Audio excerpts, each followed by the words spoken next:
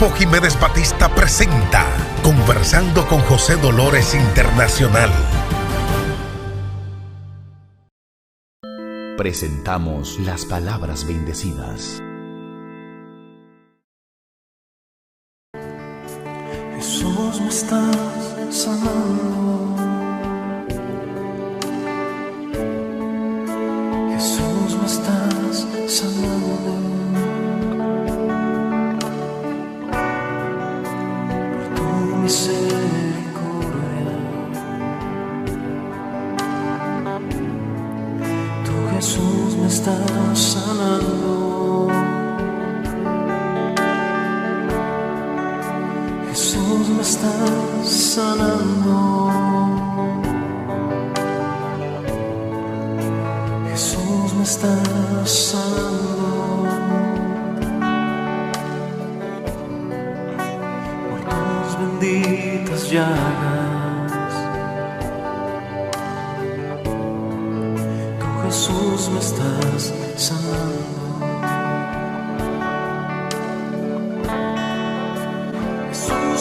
Señor Jesús, gracias por permitirnos ver la luz de este nuevo día, Señor Jesús. En nombre de cada uno de mis amigos televidentes, te damos la gracia, Señor. La gracia por siempre estar ahí presente en cada momento, en cada instante, Señor Jesús, como un guardián protegiendo a cada uno de nosotros. Por eso, gracias, Señor, en nombre de mi familia y en nombre de todos los que nos ven en esta hora, Señor. En tu nombre, bendito y alabado sea.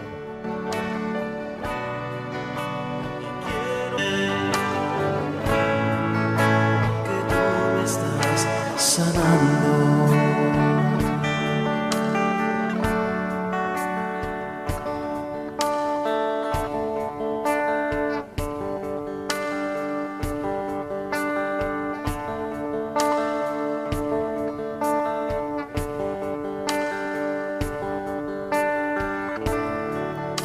Jesús, me estás tocando. Jesús, me estás tocando.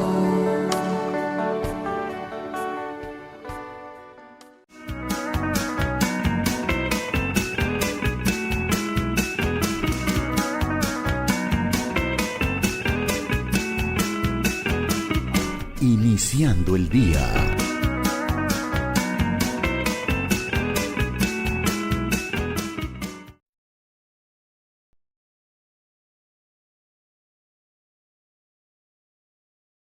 Conozcamos los 35 años de militancia del compañero José Jiménez Batista, quien ingresa a las filas del Partido Revolucionario Dominicano en el año 1991. Más adelante participa en la fundación de las 6 regiones de Santiago de los Caballeros: Región Norte 1, Región Norte 2, Región Este 1, Región Este 2, Región Oeste 1, Región Oeste 2.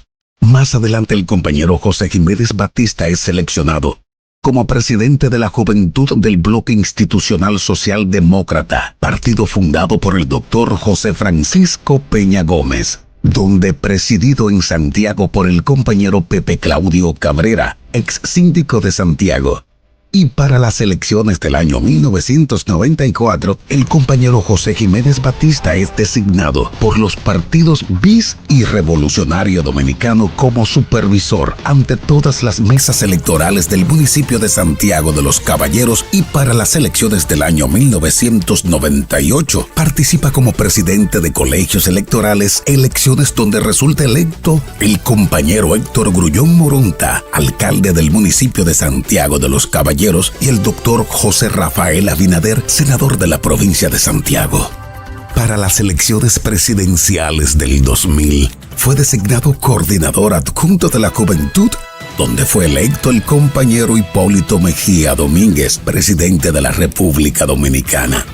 Posteriormente, el compañero Jiménez Batista fue escogido por las bases del Partido Revolucionario Dominicano primer presidente de la Zona I, Región Norte 2, Santiago de los Caballeros, y luego participa en las elecciones de medio término del año 2002 y en las elecciones del 2006. Además, participa de manera activa en las elecciones presidenciales del año 2008. De igual modo, participa también como presidente de colegios electorales y para las elecciones municipales del año 2010, elecciones donde resultó electo el doctor Gilberto Cerulle Ramia, alcalde del municipio de Santiago de los Caballeros. El compañero José Jiménez Batista además participa activamente de las elecciones presidenciales del año 2012, representando el partido como gerente del centro de votaciones de la Escuela Salomé Ureña de Enríquez, donde participa como candidato presidencial el compañero Hipólito Mejía Domínguez. El compañero Jiménez Batista también participa como presidente de Colegio Electoral 89A, elegido Santiago, y para las elecciones del año 2016, el compañero Jiménez Batista participa como gerente de Centro de la Gallera, representando al candidato a la presidencia, compañero Luis Rodolfo Abinader Corona. Además, para las elecciones del año 2020, el compañero Jiménez Batista participa como vocero y los medios de comunicación, simultáneamente asesor del Partido Revolucionario Moderno en la región de Atlantic City. Y para las elecciones presidenciales y municipales del año 24 fue designado por el Comité Municipal de Santiago de los Caballeros como coordinador adjunto del Comando de Comunicación y simultáneamente asesor de la región de Atlantic City en el estado de New Jersey. Por su larga trayectoria política ininterrumpida, el compañero José Jiménez Batista es gloria del Partido Revolucionario Moderno y un fiel compañero apegado a los principios y valores éticos de nuestro partido. Además, el compañero Jiménez Batista es un destacado líder gremialista que ha representado el partido en las elecciones de la Asociación de Abogados de Santiago en el año 2015, derrotando la plancha del Partido de la Liberación Dominicana, y un vocero permanente del partido en los aspectos jurídicos de la República Dominicana.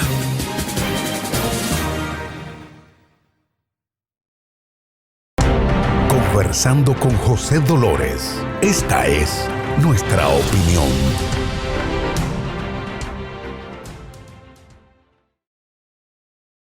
Como lo son las familias de Qatar, de los Emiratos Árabes. Y así como el petróleo les transformó, puede transformarnos esto al país si tenemos la suerte de que lo que está evolucionando termina de convertirse en una realidad. Y como somos tan dichosos que pasan los huracanes, incluso estaba programado el terremoto del 2010 para que ocurriera aquí, lamentablemente ocurrió en Haití. ¿Quién dice que no va a ocurrir, confirmándose para finales del 2026, que esas reservas de tierras raras se confirman y también se confirma que son económicamente explotables? A eso hemos venido a hablar y esperamos que ustedes se sientan por lo menos un poco ilustrado de este tema tan complejo. También queremos reconocer la presencia del Partido Revolucionario Moderno y sus autoridades.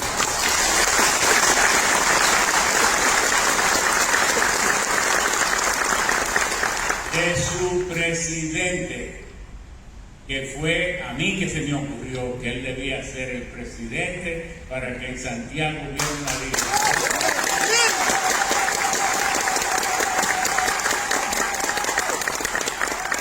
Su secretario general, Federico Reynoso, a la vicealcaldesa, que tuve el placer de conocer rápidamente,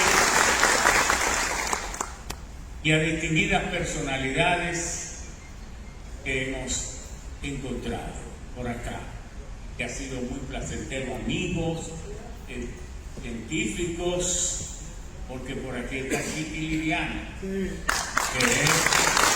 realmente una persona brillante.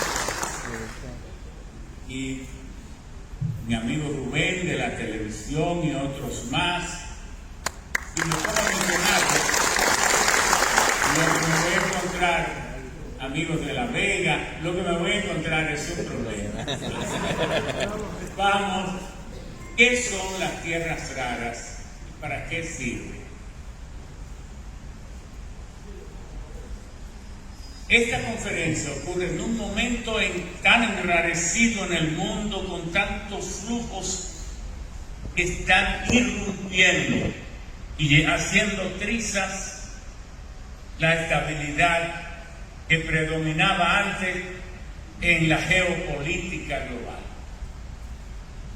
Ratzel y Haushofer son los padres de la geopolítica, empezando los creadores de la Escuela de Ciencias Políticas de Austria y también de Alemania, por tanto, los creadores del método científico, que empieza del método científico aplicado a la geopolítica, y la geopolítica no es más que el estudio político aplicado a cómo se usa el territorio y lo que se llama the heartland, el corazón del espacio vital donde ocurre la existencia de los pueblos. Y nunca, como ahora, habíamos visto que las alianzas políticas sólidas que habían se vuelven trizas, que lo que eran archienemigos cambian gobierno y ahora son aliados, y lo que eran aliados parece que son enemigos, porque el presidente Trump ha dado un giro al mundo de 180 grados. Ya nada es igual como antes, pero además Estados Unidos, la potencia todavía mayor del mundo, como que ha venido a darse cuenta un poco tarde que despertó a un gigante, creyendo que podía despertarlo para que le comprara sus bienes y sus tecnologías, y que ese gigante no estaba integrado por un pueblo inteligente que al mismo tiempo iba a aprender a hacer las cosas que hicieron mejor que el resto del mundo durante toda la historia de la humanidad, porque China fue la primera potencia, el pueblo más avanzado hasta 1852, hasta la dinastía Qin, cuando, hastiado por el acoso de las potencias de entonces, decidieron cerrarse, y cerrados involucionaron y luego cayeron en toda esta guerra intestina que culminó con la Revolución de Liberación de Mao Zedong en 1949. Este mundo en el que las generaciones y las innovaciones tecnológicas van a una velocidad casi a la velocidad de la luz. Usted compra un celular. Eddie Baez, hechos, no palabras. Si desea consultar con el abogado José Jiménez Batista, llámanos en República Dominicana 809-516-3604 y en Estados Unidos, o escríbenos al WhatsApp a los mismos teléfonos.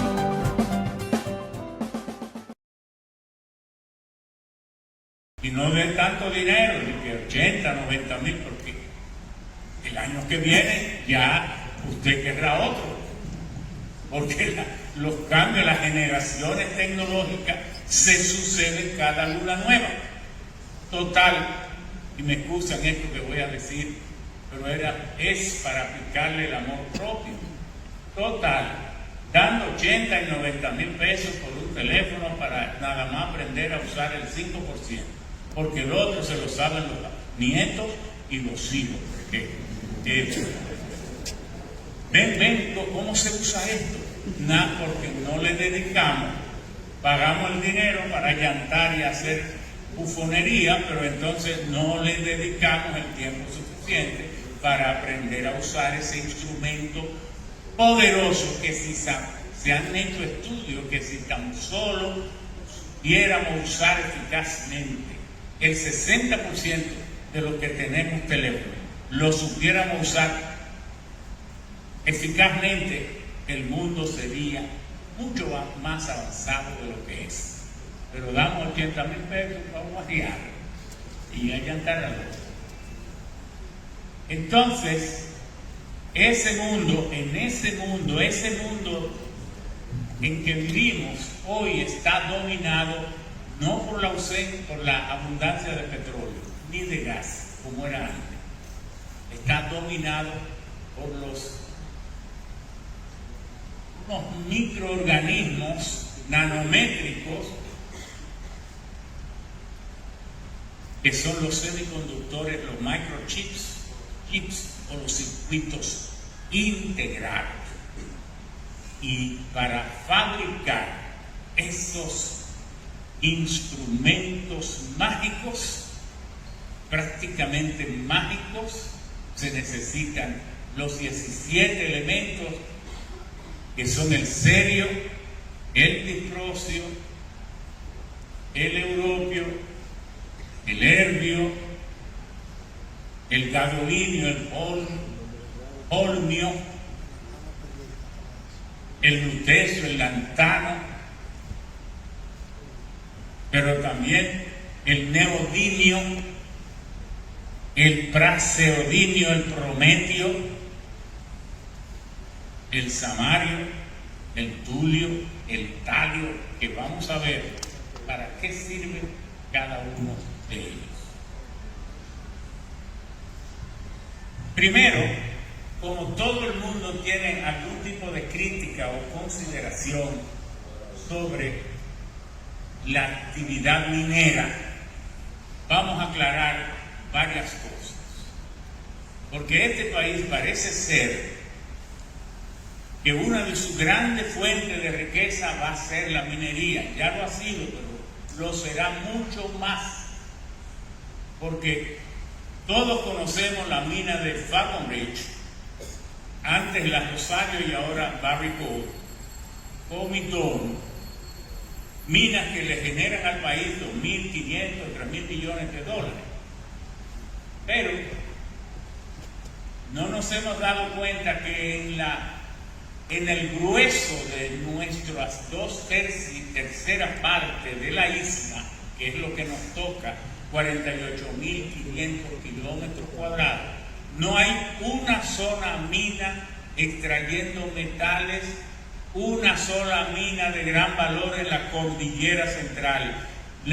Todas las otras están fuera de la cordillera, y la cordillera central es el 60% de nuestra isla. ¿Qué será cuando empiecen a encontrar, como estamos encontrando, minas en la cordillera central?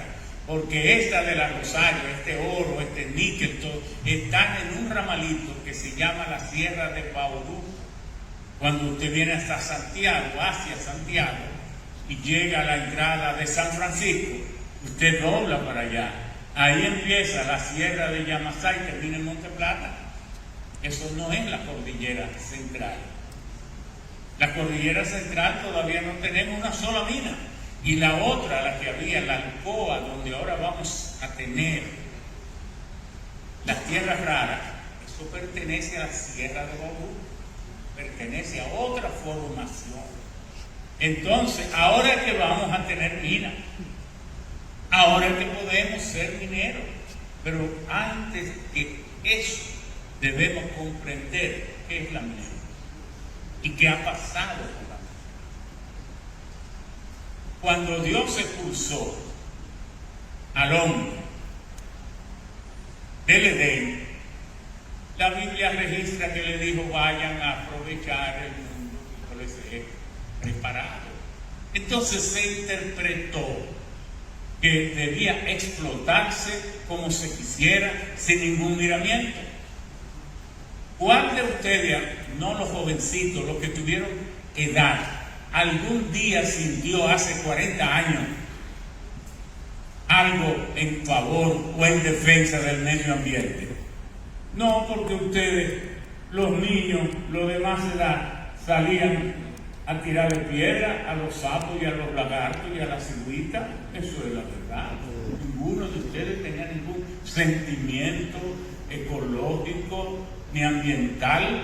Y como yo tengo en un libro que le escribí a mi hija Mónica, que al cumplir 15 años me dice: papi, quiero que me haga una fiesta que yo recuerde y me escribas un libro para yo de comparona con una canasta salir a distribuir el libro a todos los africanos. Y le escribí un libro que se llamó Me duele perder la ingenuidad de tu niñez. Y entonces yo le decía: Mónica, excúsame por haberte traído en estos tiempos de inseguridades, de incertidumbres.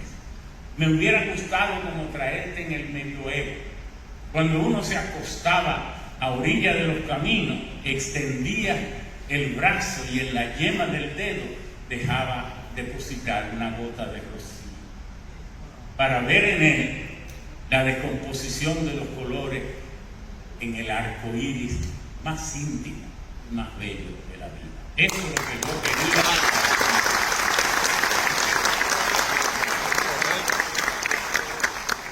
Pero te he traído ahora en un mundo en que te vas a encontrar hombres incapaces de sostener un juramento, criando gallos para que desafíen la muerte. Era así. Salíamos a apedrear sapos y lagartos y vivíamos criando gallos para que desafíen la muerte. O en España, asesinando todo en la plaza pública.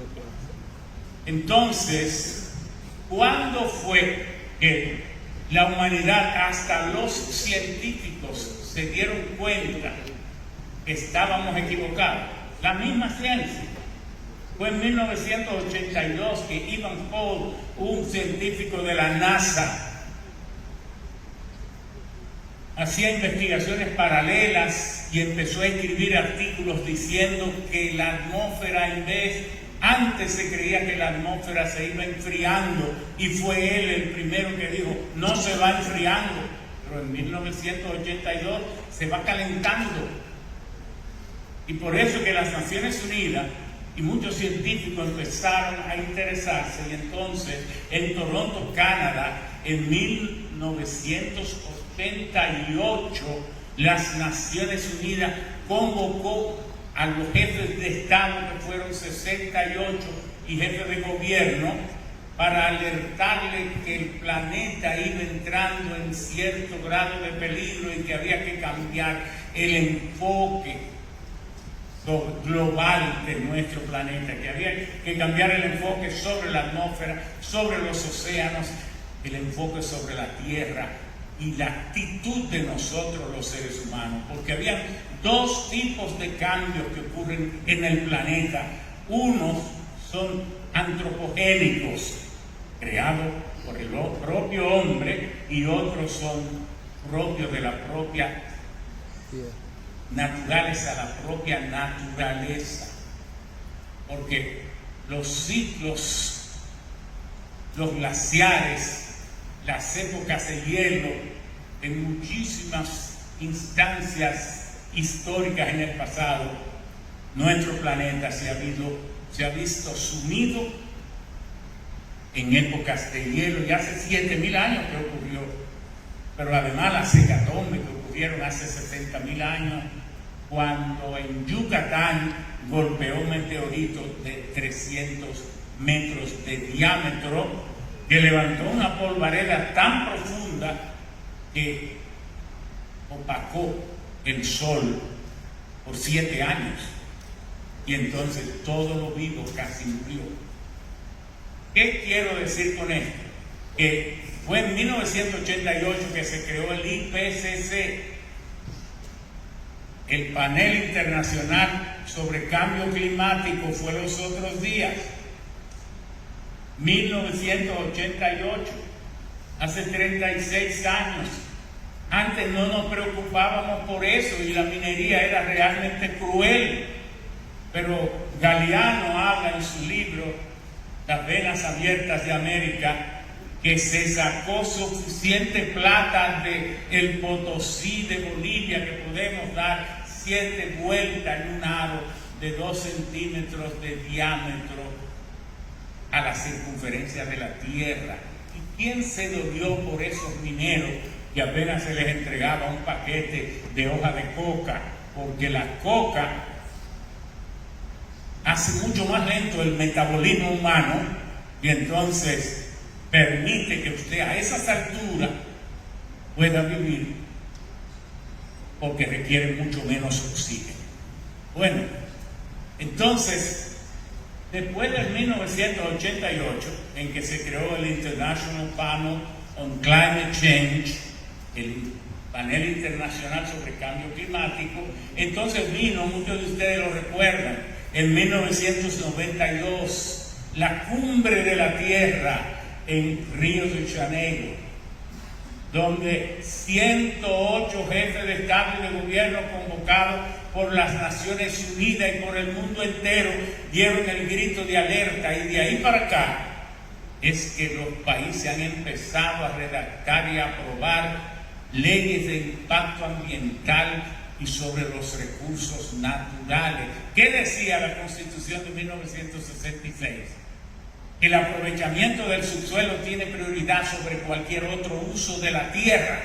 Pero ¿qué dice la Constitución del 2010 en su artículo 17? Los recursos naturales se pueden aprobar por particulares, pero siempre que haya garantía de la sostenibilidad ambiental. Fue ahí que se creó el requerimiento obligatorio de que la licencia de explotación de las minas no solo la da el gobierno, la da también la sociedad con su licencia social.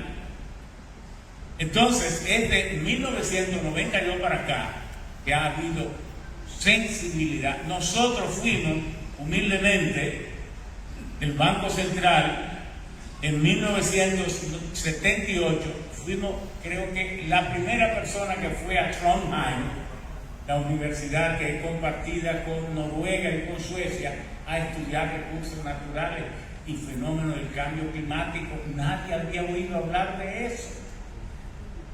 Entonces, por eso, cuando se empezó la mina de Falconbridge, cuando los hornos vaciaban los lingotes de ferroníquel, subía una estela térmica quemando el aire que ascendía 2 kilómetros de distancia. Usted lo veía hacia el cielo. No se recuerdan de eso. Ahí en Falconbridge.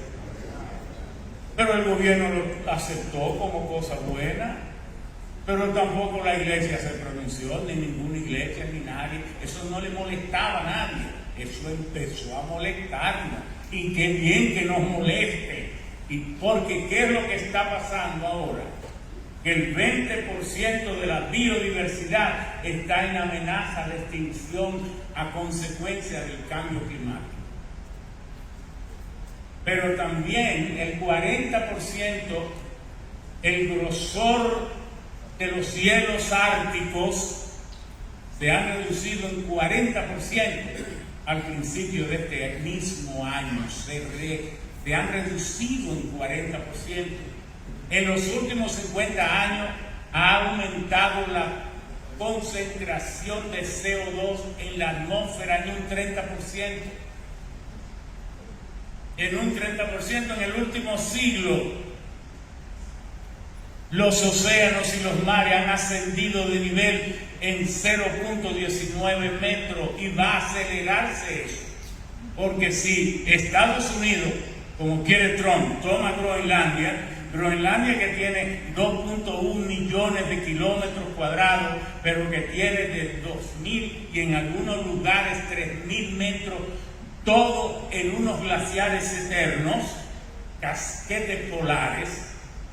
Si se disponen a aprovechar los recursos que tiene Groenlandia, el nivel de los océanos en el mundo va a subir 7.4 metros, porque usted solo tiene que multiplicar 2 millones, si tiene 2.000 metros de altura en un 80%, y lo divide porque el planeta tiene 510 millones de kilómetros cuadrados, 510 millones kilómetros cuadrados, pero las aguas cubiertas de agua tienen 374 millones de kilómetros cuadrados y la tierra sumergida en forma de continentes, islas, islotes y cayos tienen 148.9 millones de kilómetros cuadrados.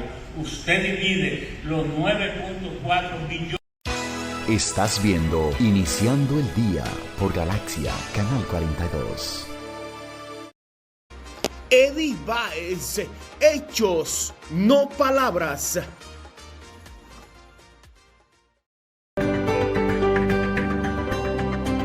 Para interactuar en nuestro chat en vivo y consultarnos totalmente gratis, visita y suscríbete a nuestro canal de YouTube, Jiménez Batista, Asesoría Migratoria y Consular.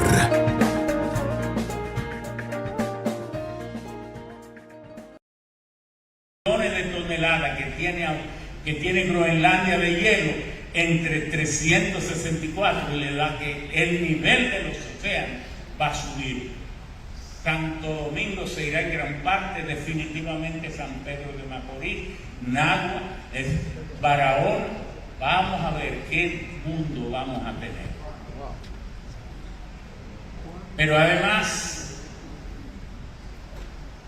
de 1880 al día de hoy, la temperatura de la atmósfera ha subido en 1.5 grados centígrados.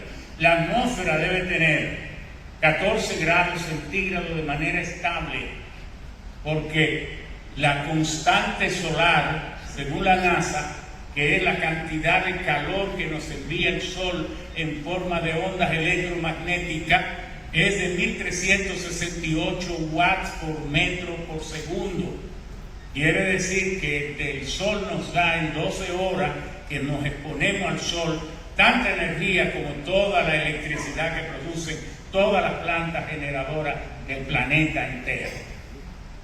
Entonces, o nos ponemos en esto o nos alineamos, ¿o qué va a pasar del planeta?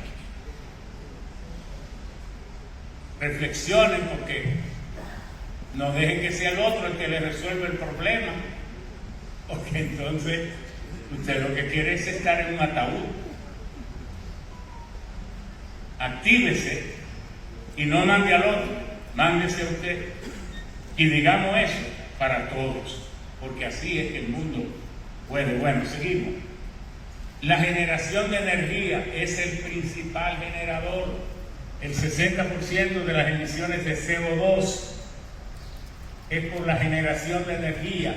Los productos de fabricación contaminantes son tantos, pero también la producción pecuaria. Usted sabe que una vaca tiene 4 estómagos, nosotros tenemos uno, el caballo uno y el cerdo uno, pero las vacas no, tienen un sistema muy complejo porque es un biodigestor, y cuando ellas se sientan a rumiar y empiezan a emitir gases, no tengo que decir por dónde, los morbosos quieren que uno lo diga de una vez, empiezan a emitir gases.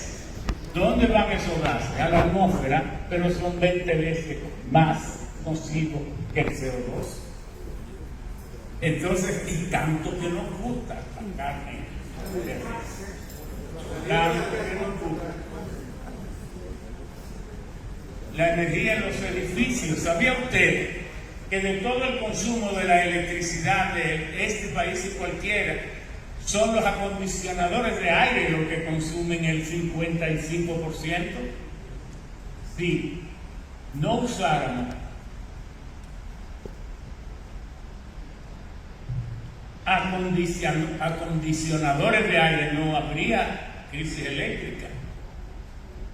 Es la recreación, y hay que ponerse a pensar que los acondicionadores de aire, que su función es recrear y hacernos la vida más agradable, consuman más energía que todo lo otro. Pero es así. El consumo excesivo nos lleva a una emisión de basura impresionante. Cada ser humano emite en las sociedades ricas 2.5 kilogramos por persona por día. En la nuestra debe ser como 1.4, pero aquí mismo, en la Madre Maestra, porque yo fui profesor aquí y debo decir que yo estudié en la Universidad de Kansas en Ingeniería Química. Eso me lo pagó el sindicato de choferes Unachosí y don Juan Bosch. Pero mi maestría y mis estudios luego fue la Madre Maestra en un concurso que hizo para formar los maestros que iban a usarse en la escuela de mineralogía. Entonces nosotros nos ganamos con la Universidad de Gales. Entonces yo soy un hijo de la Madre Maestra, aunque no estudié aquí. La Madre Maestra fue la que me envió, entonces era profesor también de ingeniería química. Y aquí hicimos un estudio de la basura, pero la basura no es lo mismo la basura de los pobres que la basura de los ricos, porque los pobres no tienen nada que botar.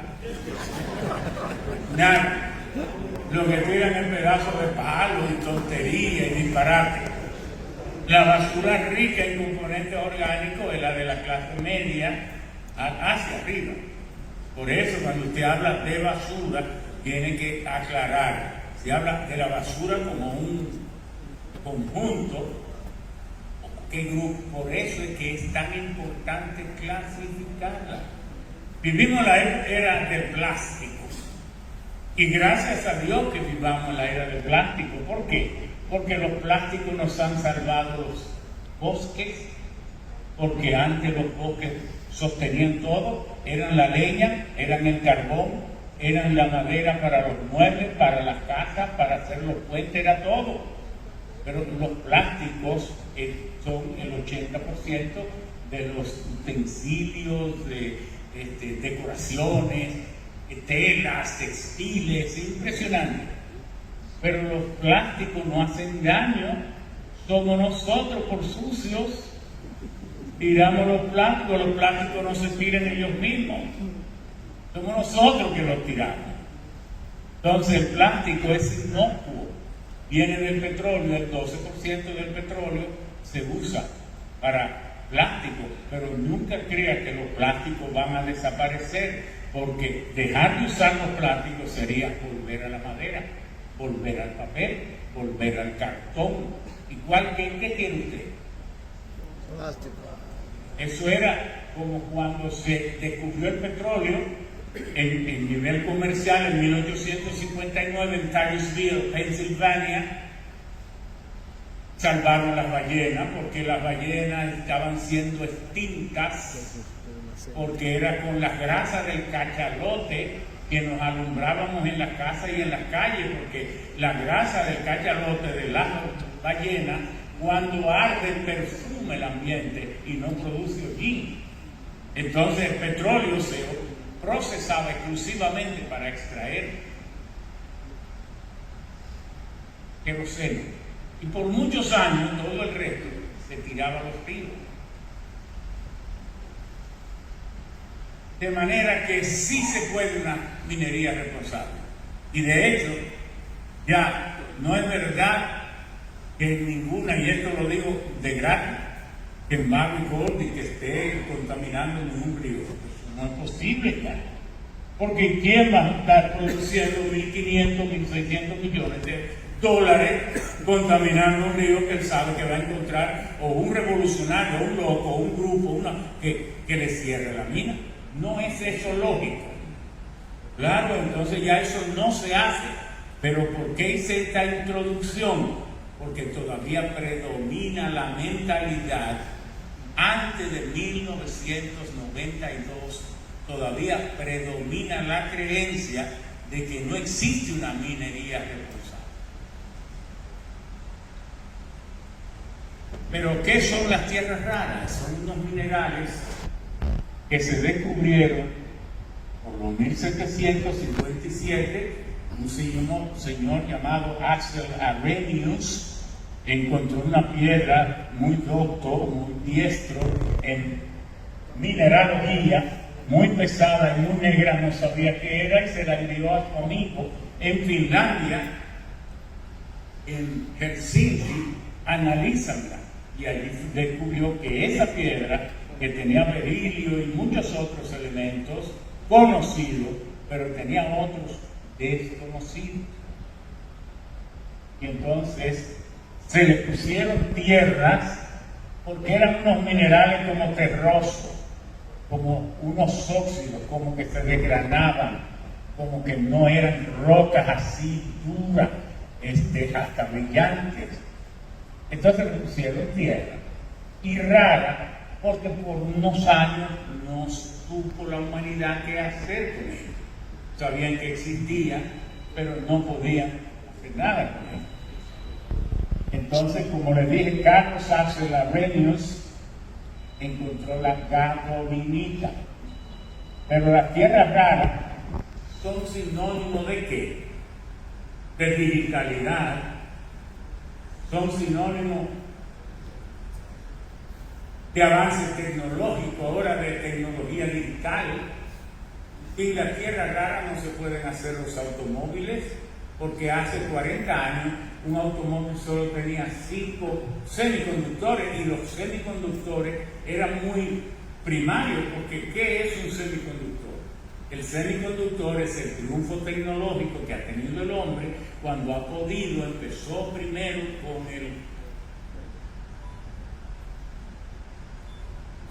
con transistores, luego vino con los resistores, se le agregaron los condensadores, y cuando le agregaron el diodo, entonces aquí han venido los semiconductores, o microchips, o chips, o circuitos integrados. Cuando nosotros tuvimos la suerte de graduarnos en Kansas, fue en Chemical Engineering and Computer Science. La primera generación del mundo que se graduó de Computer Science, y yo estuve ahí. Entonces,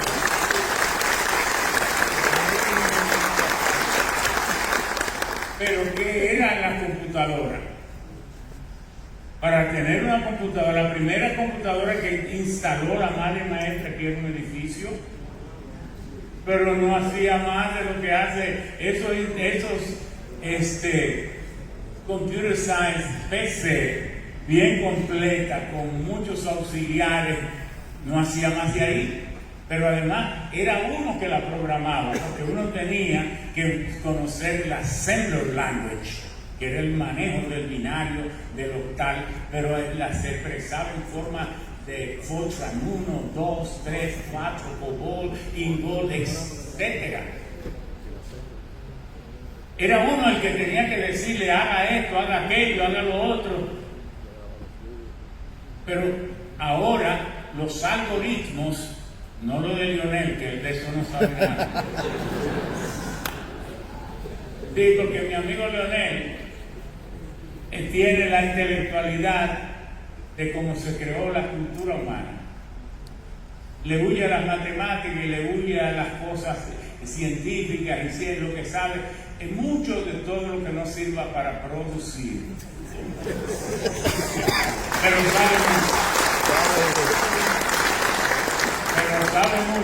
sabe mucho de todo lo que no sirva para producir.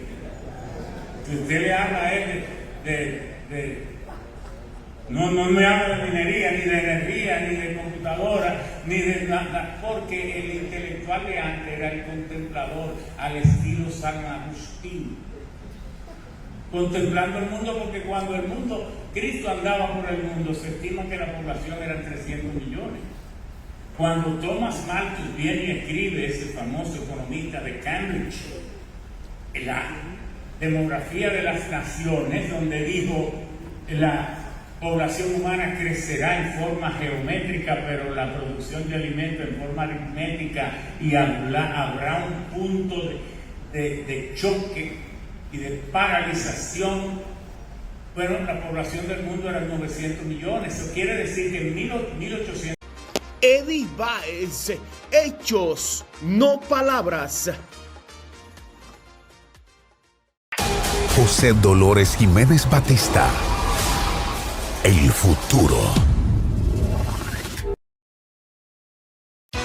Estás viendo Iniciando el Día por Galaxia, Canal 42. Estos años la población mundial solo creció 600 millones. Pero en el 1700 ya la población del mundo era 1800 millones. Y en el 1950, 2500 millones. Pero ¿qué cosa ha pasado? Que en 75 años somos 8300 millones, habiendo crecido 5800 millones. Debido a mejora, ahora dominamos el campo genético, el genoma humano, pero mejor todavía, dominamos todo el fenómeno de la fisiología alimentaria. Y encima de eso, los derechos humanos han avanzado mucho. Entonces, la gente hoy se preocupa por el salario mínimo y todo esto, la salud, etc. Entonces, pero vamos a leer esto. Las tierras raras son sinónimos de digitalidad y de la inteligencia artificial que cambian el mundo. Pero también República Dominicana deberá aprovecharlo con absoluta protección del medio ambiente, una condición en que no podemos ceder. Mi querido obispo Santiago Rodríguez, tataranieto de Santiago Rodríguez, el forjador de la independencia, de manera que tenemos patria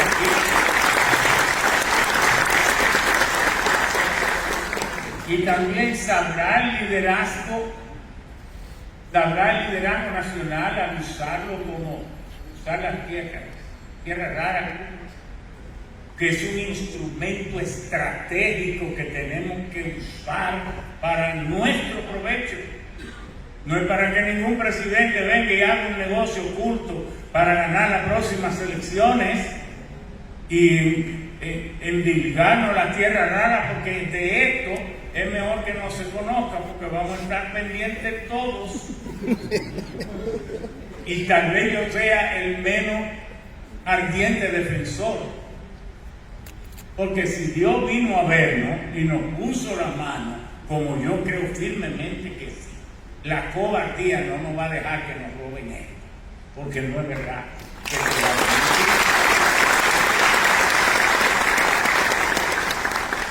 Pero además podremos explotarlo, pero sin dejarle nada a las futuras generaciones. Cuando ya hoy Noruega nos ha dicho que lo ha hecho con responsabilidad y ha creado el Fondo de las Generaciones Futuras, unido a las reservas internacionales de Noruega y al plan de pensiones, y hoy en día cada noruego tiene su vida garantizada y las inversiones de Noruega andan por el mundo entero porque ya tiene más de 2 trillones de fondos. Pero ese fondo también lo tiene Qatar, ese fondo también lo tiene los Emiratos. El interés de las tierras raras arrancó con Mosander, un alemán, en 1844. Fue cuando empezamos realmente, porque duramos más de un siglo y medio sin saber con él. Por eso el genial ruso Dmitri Mendeleev preparó la tabla que organiza los elementos químicos, los 108 elementos químicos naturales. Esa es la piedra que abrió las cajas de Pandora, la gadolinita. De ahí es que conocimos el litrio, de ahí conocimos el deuterio, de ahí conocimos el europio, de ahí sacamos el cerio. Fue una de las primeras. Son más de 200 minerales de tierra rara, pero 17 metales que son los que vamos a ver. Los 17 elementales, como les dije ahorita, son estos: el cerio, el dicrocio, el herbio, el europio, escandio, gadolinio, el olmio, el iterio, el litio, lantano, lutecio, neodimio, prometrio, praseodimio, samario, tulio y terio. Esta es la tabla periódica de los elementos químicos. Vemos que aquí abajo se ponían los lantánidos y otros que no sabíamos qué hacer con eso. Pero tampoco sabían los profesores qué hacer con eso. Ni el que hizo la tabla tampoco sabía. Nadie sabía. ¿Y para qué se usan estos metales? Para la defensa aeroespacial. En la industria militar, estos minerales se usan en tecnologías avanzadas como sistemas de radares, misiles y equipos de comunicaciones, etc. Catalizadores y automotrices. Pero sobre todo en la medicina, que ahora que hay médicos prestigiosos, la medicina, la imaginología médica, que es lo que ha dado este salto estrambótico, la resonancia magnética, el tomógrafo. Usted se ha puesto a pensar cómo es posible que usted se acueste y un equipo pueda de rayos X a través de unos medios de contraste, que es en lo que se usa el europio, el gadolinio y el cerio y el lantano y el escandio, pueden tomar una fotografía del medio del cerebro suyo, de las neuronas y todo eso. Incluso yo en el 2016 tuve un accidente y yo mismo me salvé la vida porque fui con mi esposa a ver al médico que me estaba haciendo la tomografía. Me la hacían cada 3 días porque la conmoción fue tan grande que se esperaba que muchos capilares se iban a romper y iba a haber una hemorragia, y eso había que darle seguimiento. José Joaquín Cuello, el que me estaba tratando, le anunciaron que su hijo tuvo un accidente en Londres y se fue, y luego al que hubo que internar y abrir el corazón fue al propio José Joaquín. Entonces me quedé con un muchacho joven que me hizo la última tomografía y me dijo: bueno, yo veo que en esta imagen usted más o menos está estable, yo le voy a indicar estos pastillas. Yo le dije: mire, doctor, óigame bien lo que le voy a decir. Si es verdad lo que usted me está diciendo, sintiendo yo que tengo el peso del mundo en mi cerebro, entonces la tomografía le quedan días para ser inservible. Hágame el favor, vaya al tomógrafo, tome el vademecum de interpretaciones de simbología y significado médico. Dedíquele el tiempo que sea y venga y dígame si usted no está equivocado. Sandra me dice: pero ¿por qué tú le hablas al doctor así? Digo: no, que eres doctor, hágalo.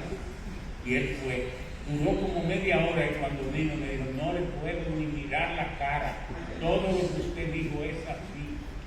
Dios mío, ahora no tengo tiempo para internarlo, a usted hay que intervenirlo inmediatamente. ¿Por qué? Porque la imaginología, las placas, lo que le dan son una serie de símbolos. Entonces el especialista tiene que interpretarlo, que representa eso. Cuando a los médicos se les olvida o se confunden, dicen cualquier cosa, y como usted le está pagando y usted cree que ellos saben, usted sale de ahí con cualquier disparate. Eso es lo mismo, y se lo digo con mucha seriedad, y ustedes sé que lo han comprobado, que no le crea siempre al chat GPT.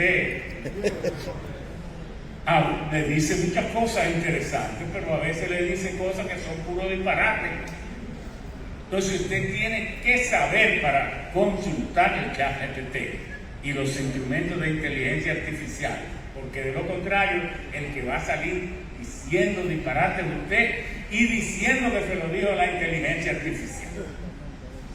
La iluminación óptica, el iterbio, el europio, el gadolín. Bueno, el europio y el terbio se usan en la telefonía móvil, la pantalla de televisión y monitores, en las lámparas LED, el tubo de rayos catódico, fósforo para pantallas de color. ¿En qué se usa el neodimio? Bueno, en los aerogeneradores. Antes, los aerogeneradores lo que generaban eran watts, medio kilo, 1 kilo, pero ahora le generan hasta 12 megas. Y son torres de 250 metros y palas de 50 metros de radio y de 100 metros de diámetro. Bueno, ¿y qué pasa? Que ahora con el neodimio hacemos los imanes. Y esos imanes, no importa que lleguen a 500 grados de temperatura, siguen imantados y con toda su fuerza. Los motores para las turbinas y para todo esto ya son saltos tecnológicos, por eso es que han bajado de precio las energías renovables, la solar, fotovoltaica, y vamos camino hacia la fusión nuclear, que ustedes saben que tenemos la fisión nuclear para los reactores nucleares y para las bombas, pero también viene por ahí que hace 5 días terminó de ensamblarse el ITER, the International Thermal Reactor, en Francia, y ese aparato es para nosotros buscar aquí en la Tierra producir la energía eléctrica como se produce en el Sol. ¿Qué significa? Que en el Sol no se rompen el núcleo de los átomos, se unen 2 átomos de hidrógeno para producir helio y generar energía excedente. Bueno, como en el Sol hay unas presiones enormes, nosotros aquí no las tenemos, allá esas reacciones ocurren a 10 millones de grados centígrados. Aquí ya la estamos produciendo a 100 millones de grados centígrados. Solo porque no tenemos las mismas presiones, pero ya se espera que el ITER en 10 años, 15 años podamos producir la energía. ¿Cómo se producen las estrellas? Eddie Baez, hechos, no palabras. Si desea consultar con el abogado José Jiménez Batista, llámanos en República Dominicana 809-516-3604 y en Estados Unidos, o escríbenos al WhatsApp a los mismos teléfonos.